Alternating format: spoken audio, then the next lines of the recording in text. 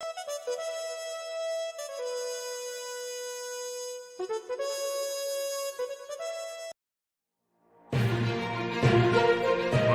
Lewis in the Black Horse Pub.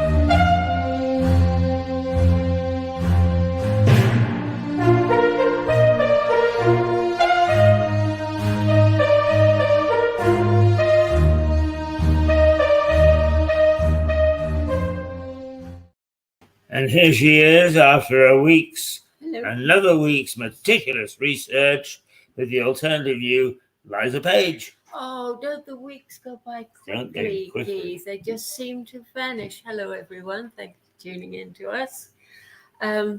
Well, now, what do you think?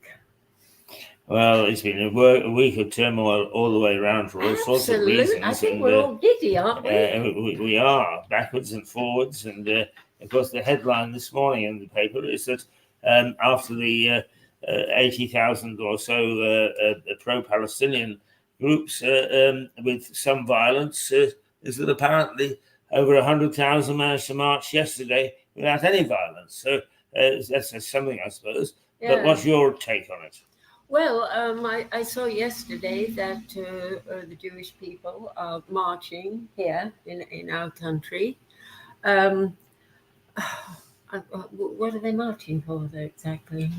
Well, I think in defense of the fact that they've taken a battering in the popularity polls this past week. Yes, that's what I was thinking. They were saying it's so dangerous here, we're thinking of leaving. But where exactly would they go?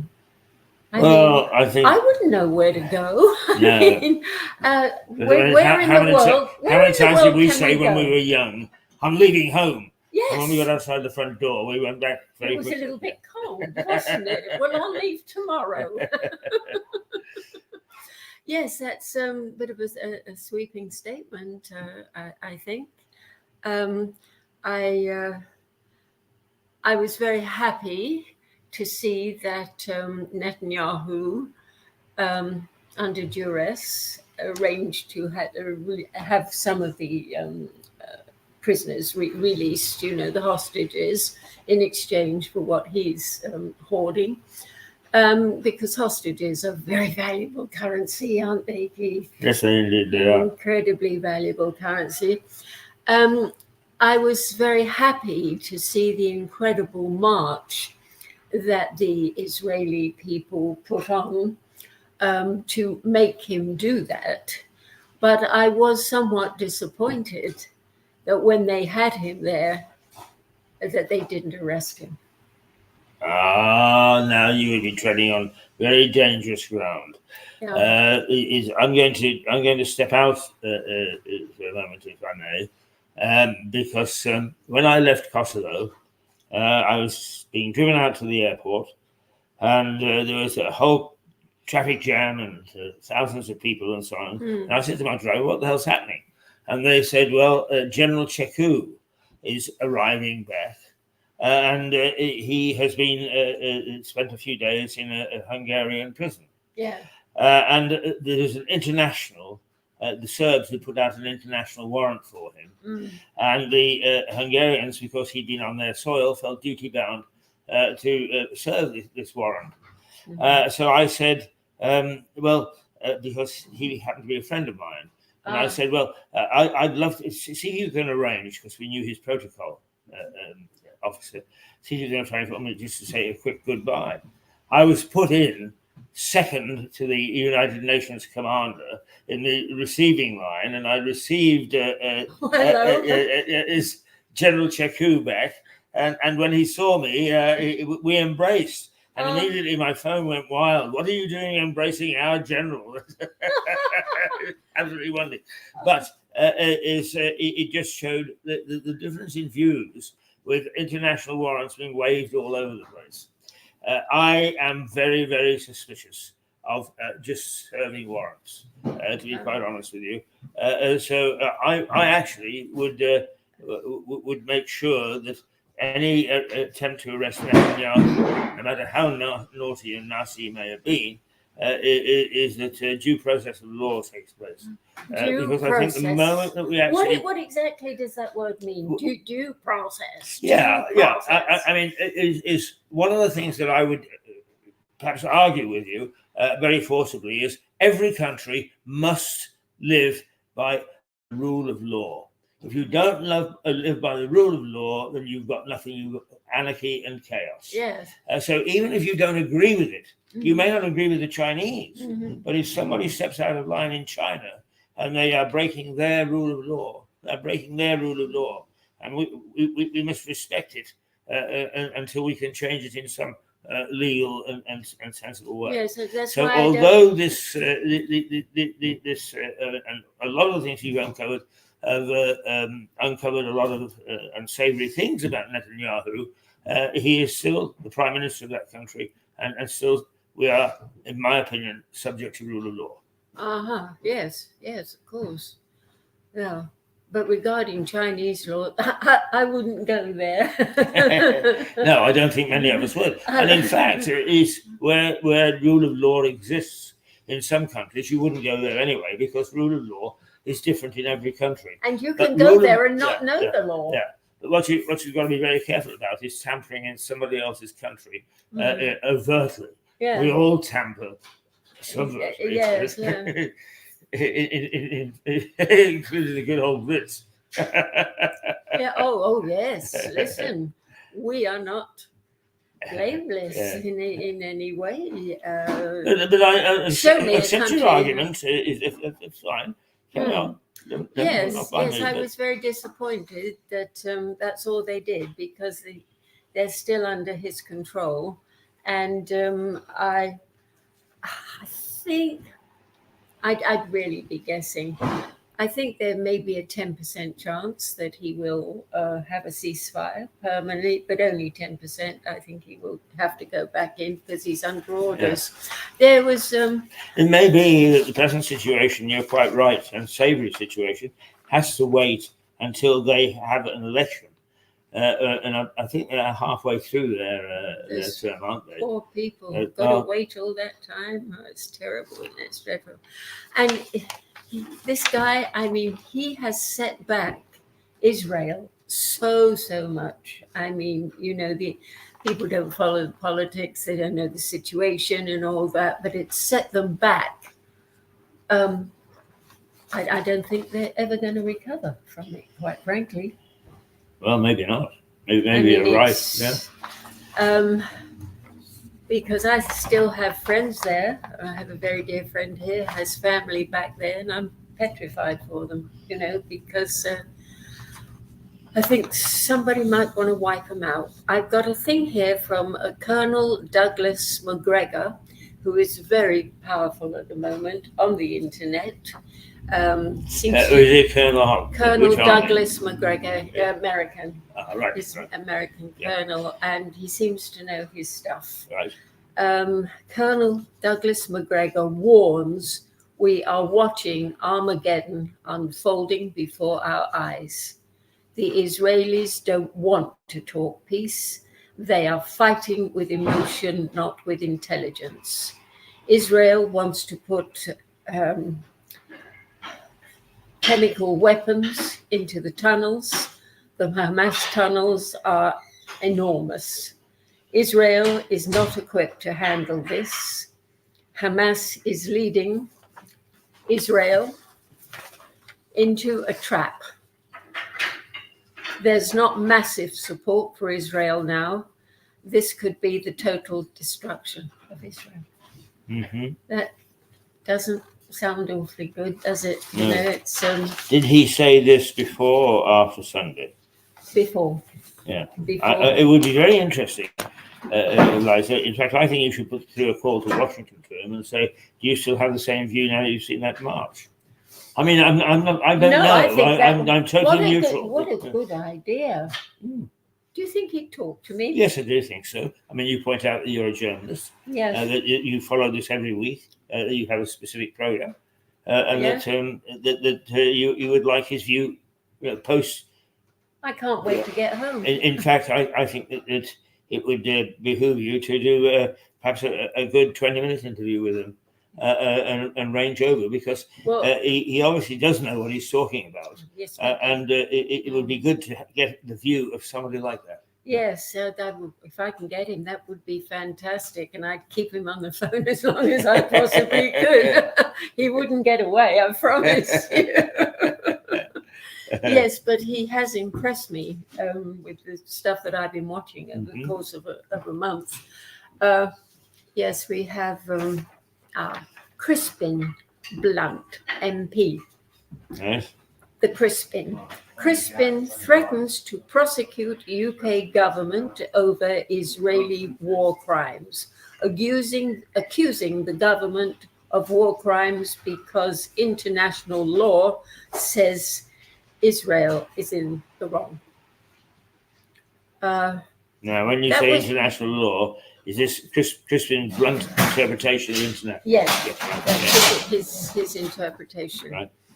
I haven't heard of him before, but I don't know if it was you or someone else told me they were trying to blacken his character by some occurrence years ago. I hope they don't do that towards him. It's so easy to turn people off, isn't it? With adverse publicity. Not good at all. Now, I'm not going to leave the Israeli thing alone because it's still. Oh no, it's very much in the and I mean, because it's affecting us all, isn't it? You have the alternative view, and it's perfectly legitimate. I was just pointing one or two things out that I would see it as a fellow journalist. That's all. Yes, yeah. Well, I did say this before, but I'm going to say it again for people who have missed it. Netanyahu was warned 3 times that there was going to be attacks on his country. And he chose to ignore these warnings because he was preoccupied. Well, now the military would have been informed, wouldn't they, Keith? People, surely. Yeah. Well, you made the point, and legitimately made the point, is that a cockroach can't get across that border without being noticed. It really cannot, because Israel, is noted for being the most protected country in the entire world. Right. That's where it gets its reputation for being a force to be reckoned with. If a cockroach jumps over that wall, they know about it. Yeah. They do. They cannot know about it, and alarms would go off all over the place. This is no exaggeration at all. Now then, there was a lady on there, Israeli lady, who was in the military, and she said I was a guard, in the military for the wall. And she said it's 2 shifts, a night shift and a day shift. It's continually watched. And she said we sit there with all the cameras around, the earphones on. She said nothing can possibly escape us. Absolutely nothing. And she said how these people got in without them being let in is a total impossibility. And she's not the only one that is coming forward with this kind of information straight out of Israel. Why he's done this, I will never know. But there's so many loose ends here, Keith, because I keep on about this. This rave that they invaded, I hate the word rave. I said it once, I say it again. It was people enjoying themselves to music, dancing, and probably went on all night too, They called them raves. I'm old-fashioned. I called it a rather nice get-together. Totally harmless. Yeah, they were partying, weren't they? Yes. Anyway, this get-together was organized at a certain venue. And 3 days before the lot came in, they changed the venue to somewhere much, much closer to the wall. So almost they came through the wall and there was the rave. They virtually didn't have to go looking It's very for them. peculiar, I have to confess. Isn't that very, very strange? Sounds more than coincidence, doesn't it? Yes. And as far as I can tell, look, you know, I don't know everything, do I? I do a lot of research, but a lot gets by me. These whistleblowers, no one has mentioned that yet. There's been speculation that the military was not alerted because they were paid not to be alerted. All this could be hearsay, you know, I don't know. But this is the scuffle. There are rumours that are circulating. Yes. Therefore, they're legitimate currency, yes. That's it. Rumours circulating about all sorts of things. Now then, Netanyahu obviously chose to let these people come in and slaughter his own people. They know this. Because it's an insult to the intelligence now. Say, oh, no, he did the right thing. No. But that hasn't come up, you see. Now, the first thing I would have thought with the Israelis would be, and a lot of them are marching and are totally against this. I would say 50% of the country is against this war and what he's done. But nobody has mentioned these points. And his excuse is, I will explain this when the war ends. Now then, they said that with the, when was it, Pearl Harbor, Keith? Mm-hmm. That was the excuse then. We'll explain this, why we let it go, why we knew they were coming in. Well, we know it was to rile up the American people, to get them angry enough to go to war. This seems obvious to me that he's let these people in because he wants them, Israel, to be terribly angry at the Palestinians. It gives him an excuse to go in there and do these dreadful things that he's doing. I came across a thing that I was very, very excited about. And this is the good old saying, Keith, there's oil in them there hills. I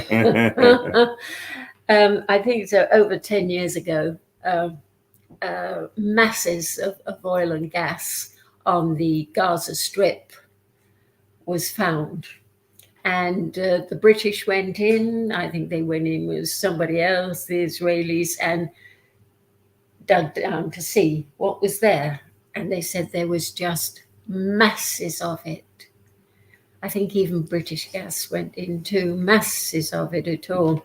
At that particular time, I think Israel went in for another of their wars, at about that time. And when that war ended, they called a truce. One of the conditions was that Gaza would give Israel all of the oil. And also, they had to stipulate that Israel was, what do they call it? A country or whatever? A nation. And it was a nation, and they were totally entitled to be the chosen people, and this was their land. Well, Palestine said, no, you're joking. And they wouldn't give it to them. Well, they came out anyway because they had to. And I was terribly excited about this, but it hasn't been mentioned since I got that information. It's been a total squash, which to me answers everything, absolutely everything. Now then, they're taking Tony Blair in and Cameron to appreciate the situation there and try and do something about the people, the Palestinian people, the Gazan people that will be left, and they've slaughtered most of them. I don't think there's going to be too many left because he said that's what he was going to do. So they've sent money naturally, the sniff of a gig, as we say. Yes, we'll have some of that. We'll be in that. Yes, Tony and I. Yes, here we come. So they've got themselves nice little jobs. But Tony Blair already had an office in Gaza for well over 6 years, and also one in Israel. So this whole thing's been planned for a long time, Keith. And something like this would have to be. I don't think Netanyahu is working for the cult, which of course he is, and Biden and Trump. As soon as they smell oil too, well, we've got to be on their side, haven't we? Oh, yes, got to have some of that. You can't have that all on your own, mate. So that's why they've been blowing in for Israel all the time. But now countries have put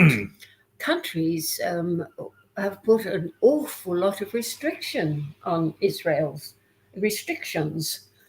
And it's mounting, seems to be mounting by the day.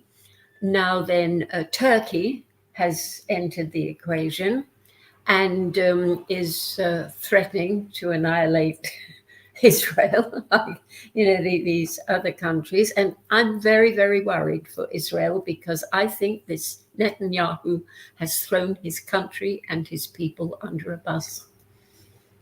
I really do.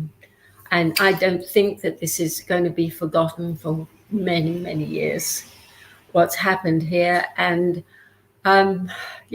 as I say, I have friends there. Yeah. I have friends there, and they might just go in and obliterate the place. Liza, what you're reading with all the research that you're doing is the people in charge of Hamas are no fools.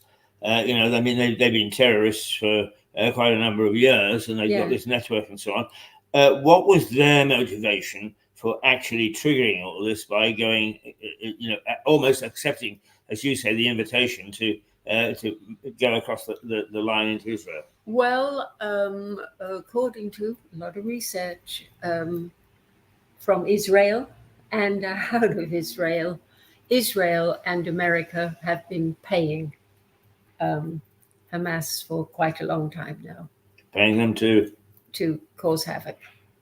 And they obviously paid them to come in and set the scene up in Israel. I see. So in other words, Hamas did it for money. Yes, right. Yes, indeed.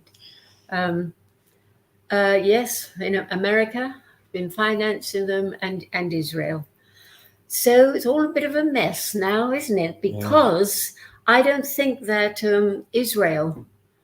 that Netanyahu was expecting the rebuff that he has gotten from these countries. He expected more support, and America is not supporting them, a lot of them. They're very much against. They've got these Palestinian marches and all that. And it seems by the day, countries are sort of standing back. We don't want to know. And the big ones, they've put these sanctions onto them. So it's not looking too good for Netanyahu, I tell you, and Israel, the whole of Israel. Tell me, who is the leader of the opposition in Israel? The leader, the president, the prime minister. The leader of opposition to Netanyahu. To Netanyahu, I don't know. That I don't know. I know Herzog, the president, has been over here doing a couple of chat shows, and he's not doing too well either, I can tell you. Not doing too well at all. But the fact that now there is this hatred for Israel is very, very frightening.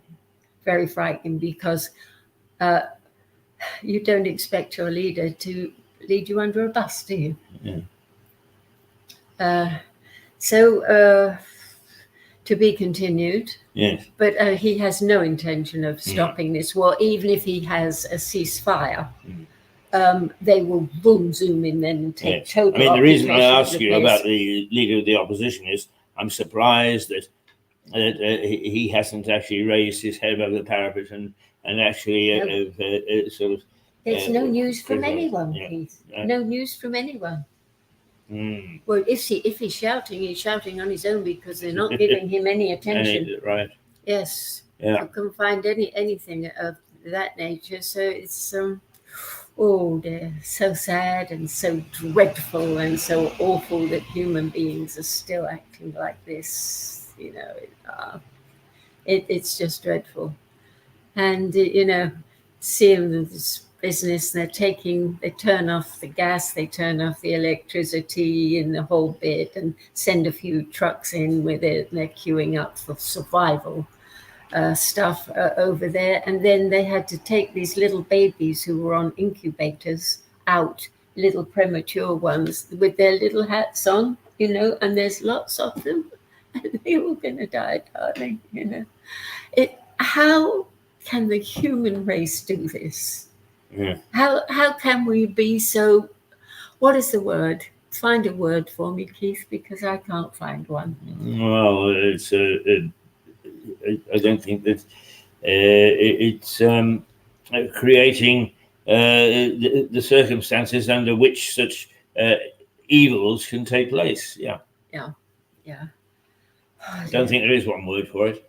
No, there can't be. It's foolish, really, to ask for one. Then you see, it's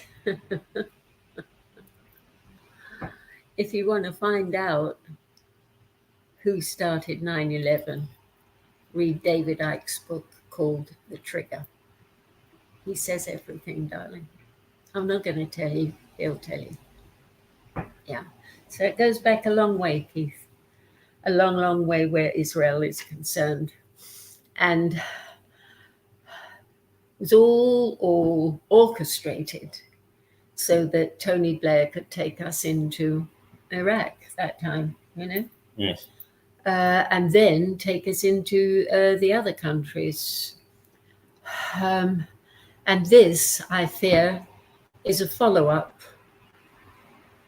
of that. Which is a consequence of it, you mean? Conscript of it, yes. And it'll settle down. They'll take over Damascus. Of course they will. And Tony, what's his name, the guy? Oh, God, my memory is going. Who's the favorite there? Donald Trump. Donald Trump will most probably get in and take over for another 4 years where he'll calm things down.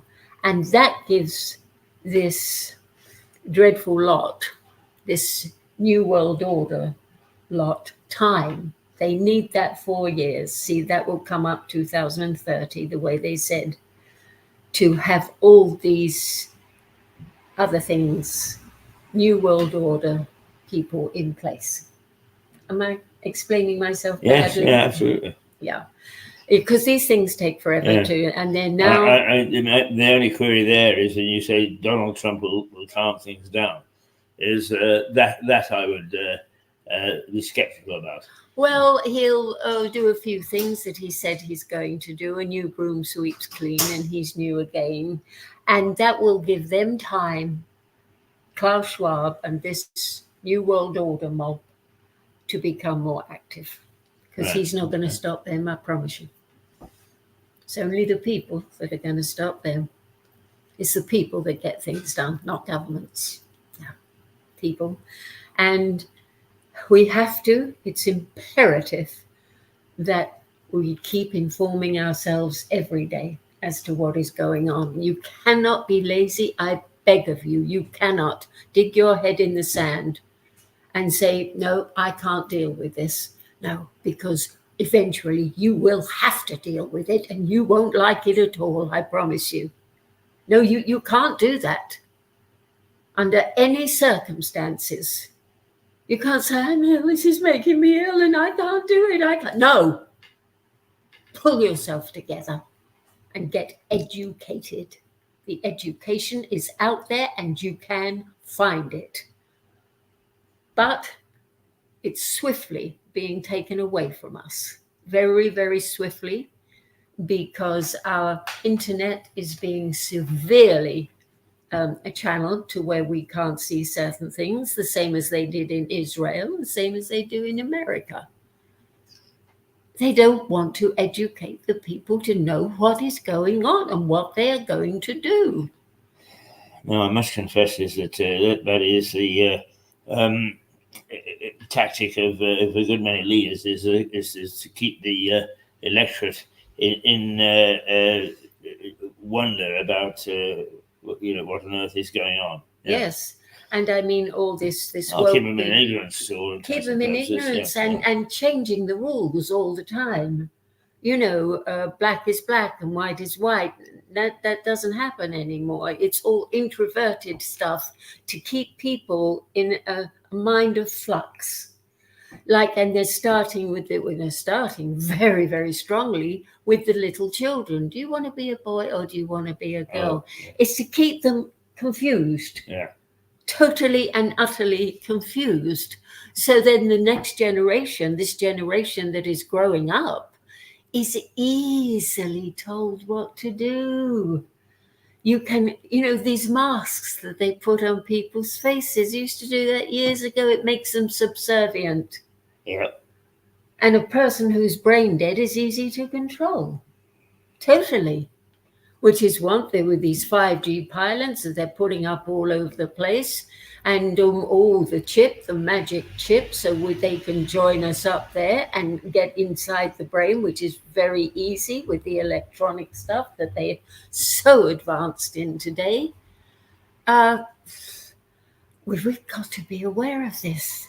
We must, and only when we educate ourselves can we do something about it. Force of numbers in Israel made this geezer get those people out, didn't it?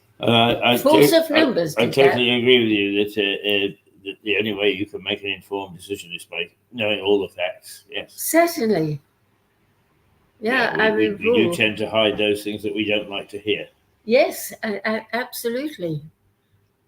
Yes, I have a very, very dear friend in Poland who lives with his mother, and they have some lady friends, that seem to want to try and do something for the world situation. They asked them to see this film about the abduction of children that go missing every year, millions of children. These people have made a film of it. And it's not on general release now, but it is released in certain countries. My friend happened to get a copy of this and showed them this film. And they said, yes, we don't want to see any more. And we don't want anything to do with it. I mean, how can you say that?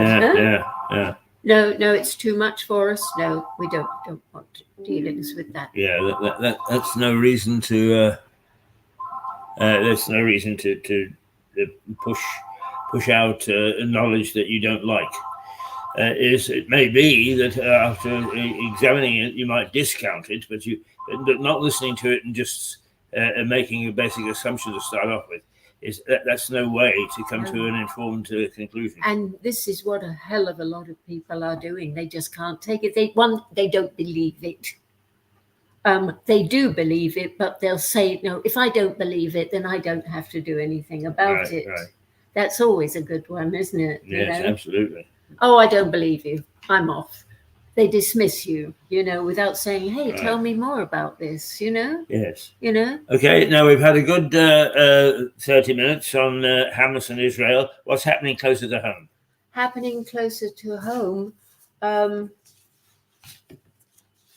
Freemasons are chipping children, but it's only for their own good. Yeah. Yes, closer to home, darling. Yes.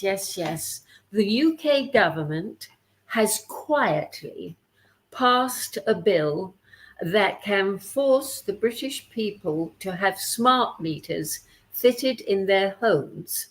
This will be fitted to washing machines, ovens, fires, everything electric, everything that can be turned off at any time they want to.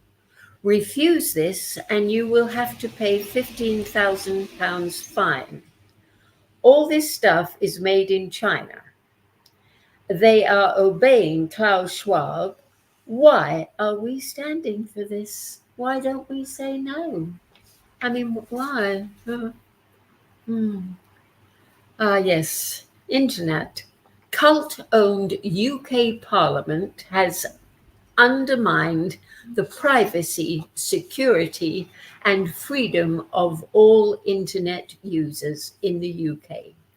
The UK Parliament has passed the online safety bill called OSB, which says it will make UK the safest place in the world to be online. In reality, the OSB will lead to a much more censored lockdown internet for British users. The bill could empower the government to undermine not just the privacy and security of the UK residents, but internet users worldwide.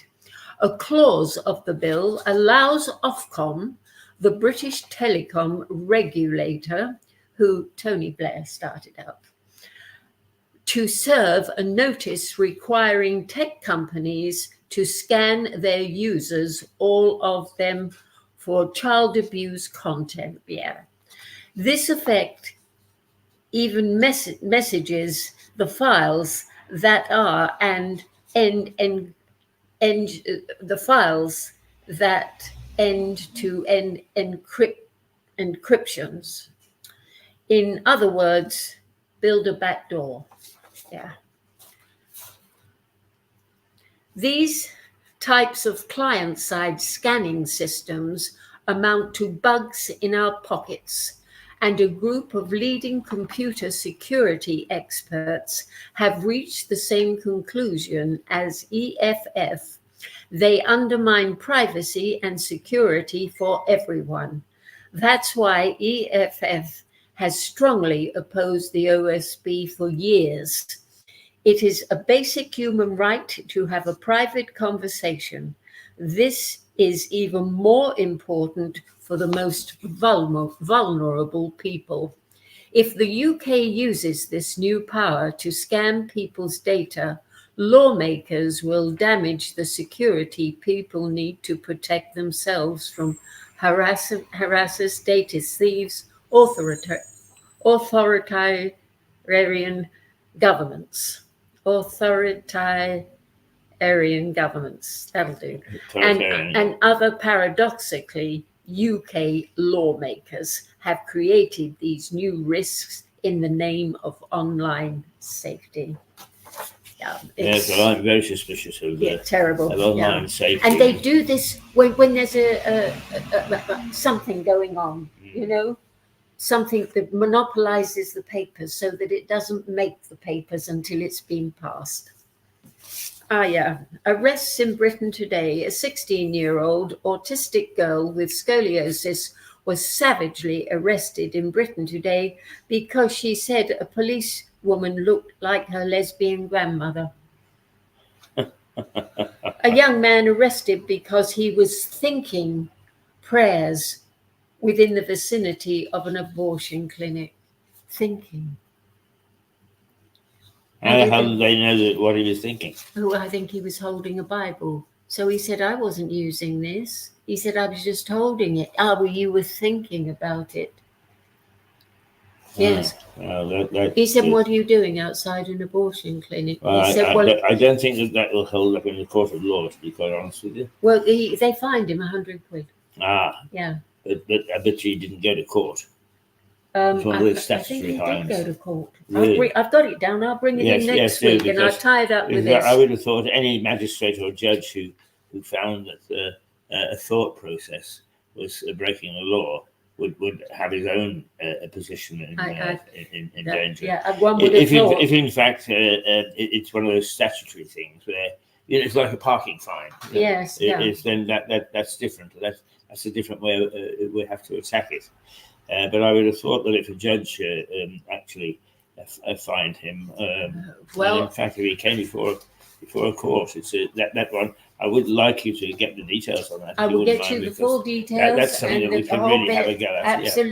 Absolutely, because this thought crime is quite prevalent in America. I read that some weeks back, if you remember. police now have the right, if they don't like the look of the way you're dressed, or you're sauntering, not walking quick enough down, they can arrest you. Wow. Yes, and Thank God I don't live in America. And they can also say you were thinking bad thoughts. Yeah, I've got it all. Yeah. I mean, that is frightening. Well, we're a satellite of America, aren't we? So what happens over there comes over here.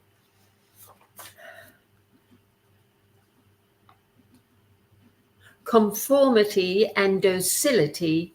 A person in a controlled situation is more controllable. What is better than a brain-damaged person? Than someone controlled vaccinations. AI replacing journalists by artificial intelligence. So won't you take away your journalists? See, journalists. Now there, I know a little bit about that. Yes, it is a great fear, but the funny thing is that when these things start down a particular road, there are enough people of any given profession, and journalism is one of them, that fight back. Yes, and we are fighting back. Well, that's I'm a journalist, and how can I fight back? Well, doing what you're doing. The fact of the matter is you don't necessarily have to give into it, or allow your editors to give into it, and that is beginning to happen. Really? Well, I mean, anything new can be introduced as this is going to improve journalism, and then turn out not to. Yeah. And people can. I mean, there is still enough power in people grouping together on an issue that things can be put before. Yeah.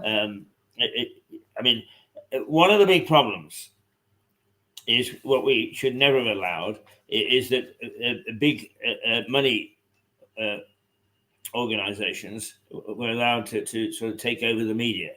And as you know, at the moment, there is a big fight for the Daily Telegraph, which is under threat of being sold to Abu Dhabi, of all places. And there are those that say, hang on, that would actually impugn freedom of the press. It has been eroded, but still, we can sit here and we can do what we do, yes, which is cut against the trend, if you like, and not go to prison. Because throughout the pandemic, the BBC was financed by Bill Gates, and lots of newspapers were also financed by him too. Well, and still are, I'm sure. That's true or not, I don't know, but.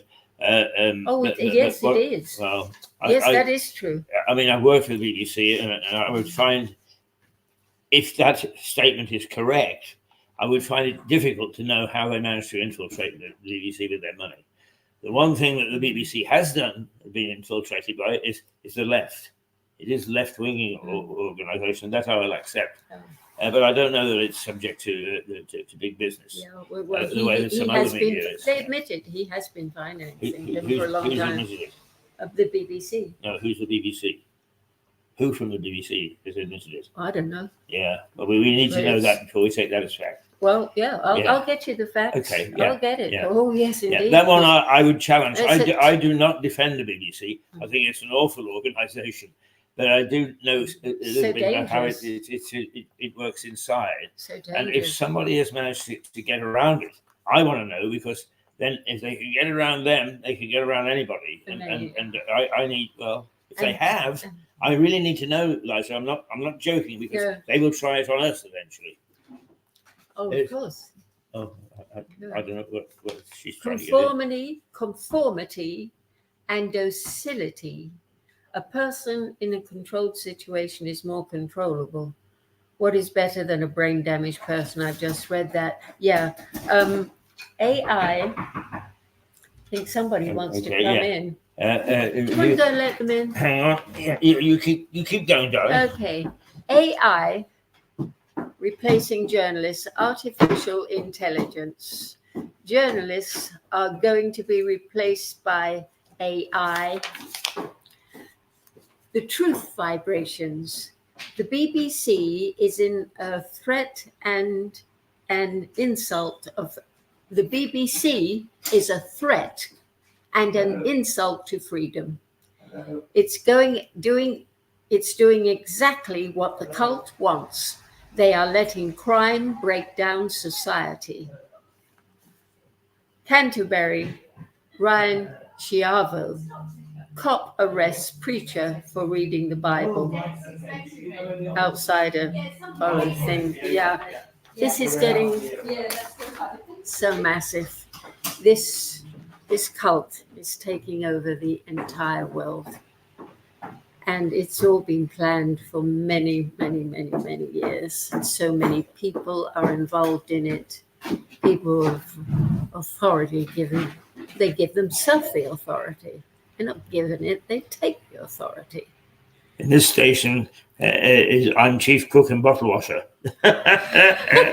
Oh yeah, and you're dubbing for doorman too, are you? Absolutely. That's what Harry said when you arrived. Is I'm here to sweep the brush. But in fact, it's a good way. It's a good way for very local television to be. Well, listen, we're very lucky that we're still able to do this, and I hope that there's more and more of us that, have the energy to do what you and I do, Keith. I mean, I think I have been saying to viewers, we are growing. We are growing in substance. Nobody anymore, well, not that we really had anyway, but the people who present for us and do the research for us and so on are people of substance. That doesn't necessarily mean to say that you agree with them or that we will just give out a party line.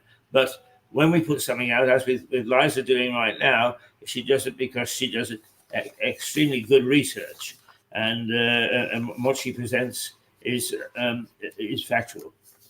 And we all do that on this station because, first of all, we're mature. Secondly, we're experienced. And thirdly, we're qualified. Yes, you're right that we are increasing in strength. Yes, we've got to listen to David Icke on the weekend, and he's very hopeful, very hopeful. But he keeps saying, he's kind of waving in his flock. God bless him. God bless him. He gives us hope. Well, listen, he gives me hope. I tell you, I think he is the only hope that we've got. But we got to keep pushing. We cannot let up. Well, there you are. I mean, you get the alternative view. The alternative view to the alternative view on this station. And it is just as legitimate as any other view. But what we cannot do is we cannot decide we will listen to those people and not those. And whereas, like David Icke, Liza may well be not welcome on other stations, on this station she is, because democracy and different points of view is very important to us. You cannot have people going around believing in just one thing, because you know what happens then? You don't have any dissident point of view. No, it's very frightening from the point of view. Right now they're doing what they like with us to almost an 80% degree, and that has got to stop because the worst is yet to come. I promise you, I really do. And back to David Icke, this is a man, 71-year-old man, who has been investigating the alternative view for 35 years. He works out of a one-bedroom flat on the Isle of Wight. And this man has been banned from 30 countries because they're petrified of him. Yeah. But I mean, in fairness, Liza, I think we need to say, in pursuit of fairness, is that people who have said that they don't agree with David Icke do so with as much research and so on as he does. And that's what makes it such a good debatable point, is the fact that he was banned is an anathema. That should never, ever have happened. And it shouldn't happen unless people are actually actively advocating the overthrow of a government. Yes. That is all views must be presented. And all views must be put before you and all other people so that we can make up our own minds, not be told what to think. And this business of that Liza has just raised in the States and to some extent here is some authorities say that they know what we're thinking is very frightening, to say the least. Yeah, absolutely. Right. Well, we've been on let's see, how long have we been going? We've been going 50 minutes now. So I think we'll say there's a lot to digest there. We'll say cheerio. We will be back. Let's see, it's Monday, isn't it? We'll be back on Wednesday morning with more from Mirador Television. And in the meantime, you can guarantee that Liza will have her nose in her research and that she'll have more alternative views to bring you next week. Oh, I definitely will. And thank you so much for listening, watching in, and God bless you. Say toodle pip, Liza. Say toodle pip. Okay, here we go, and we will say goodbye totally. I will say to you that the weather has cleared up a little bit. It was miserable when I first came in this morning, and it was cold, and it's not going to warm up today at all. But nonetheless, it's turning into not a bad day outside. So as we will leave you from the beer taps and the beer barrels of the Black Horse Pub until Wednesday morning. Toodles. Bye. From Lewis in the Black Horse Pub.